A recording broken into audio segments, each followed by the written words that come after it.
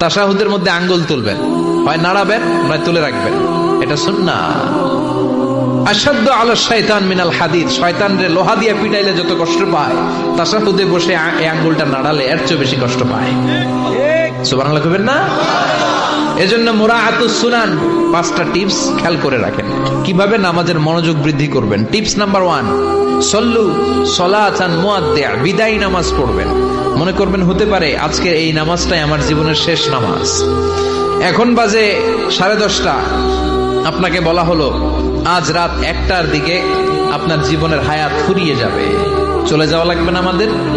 থাকতে পারবো আমরা? চলে যাওয়া লাগবে। রাত 1টায় মালাকুল মউত চলে এসে রূহ কবজ করে নিয়ে যাবে। আর 1.5 ঘন্টা আপনার হাতে সময়। এই 1.5 ঘন্টায় আপনি নামাজ রোজা যা পারেন করে নেন। আপনার হুঁশ থাকবে? কথা কন। 1.5 ঘন্টা পরে আপনার মরণ।